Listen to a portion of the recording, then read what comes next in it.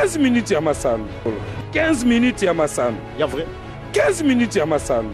ba reportage à chaud ba commentaire ya moto ba analyse ya kafu ya ndenge na ndenge na ba vrai pro ya vrai ba vrai journaliste professionnel ba kopesa bino basango ya masano ya vrai ya ndenge na ndenge d'ailleurs basango ya masano ya ndembo foot basket volley handball topé rugby tennis de table ping pong long tennis tous les jours ya vrai masano ya makofi bibotu to mokato lokola libanda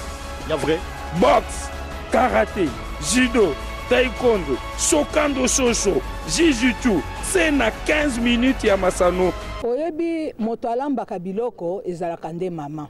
batata bayaka kaka mpona kolia toza na bitumba nyonso moto abongisaka ezalaka nde mama ata tata ke liboso po abeta munduki me moto apreparaka deja tata na kati ya ndako eza mama bomoni biso ya nyonso toza na tenue de sport eza tenue de combat na biso eza lokola arme de guerre lelo toye kopesa kaka cri de guerre po toza na bitumba ya baélection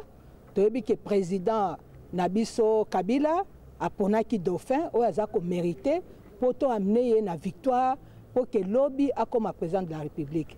po na biso eza nango kutu problème te po athlète nyonso sportif nyonso ntango akende ke compétition eza pour ke agagné biso toyebi ke tokogagné na biso mais avant ça tolingi démonstration ya force parce que avant ke okende bitumba il faut lakisa monguna il faut lakisa adversaire force na yo eza ndenge nini yango wana omoni bamama oyo bayawa bazali toute discipline confondue basport collectif basport de combat bango nyonso tosangani po toyebi ete na kati ya barevendication na biso tokozwa solution ye moko président azali mécène munene président Kabila Shadari aza mécène munene boyebi ke longtemps bamama bazali négligé hébergement te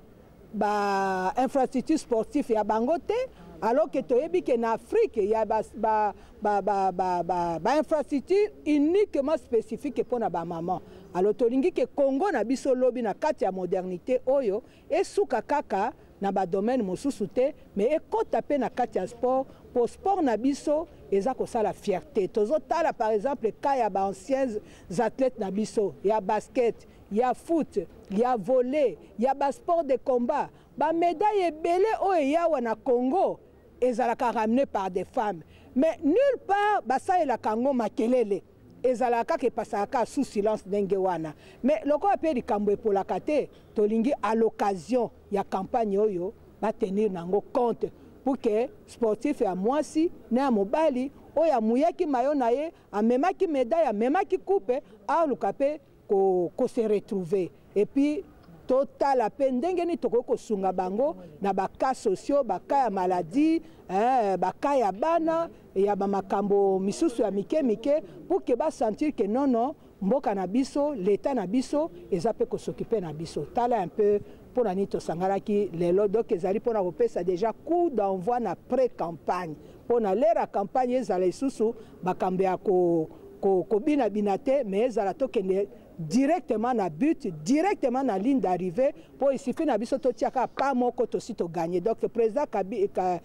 Shadari aussi au leki na yo donc ba mama nyonso ya sport nyonso toute discipline confondue baza na yo elongo donc bangelo côté aussi koleka na yo amen 15 minutes ya masala ya vrai jamais ezala jamais salama na TV moko awa na leo nasalamia wakati nasalamia bantu yote ya dunia ya RDC Congo na nasalamia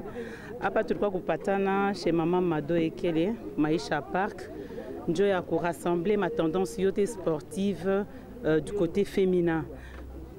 tunajishangalisha hapa njo ya kusemea mingi mambo ya sport wakati wa bibi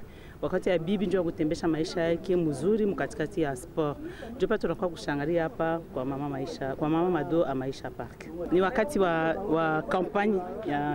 ya sensibilisation et élection présidentielle. Hiyo nataka kupita kudunia Kinshasa. Ndio pale mama Mado andushangasha kusema sema yeye na yeko mwanamke mkati wa mwanamke dans le milieu de sport. Ndio pale andatushangisha leo pour soutenir candidature ya Shadari kwa election présidentielle. Nazani asema na assistance wa Mungu ila napenda sema RDC Congo ivivre mkati wa maisha ya paix. Njo pa tunakuwa tunamsoutenir, njo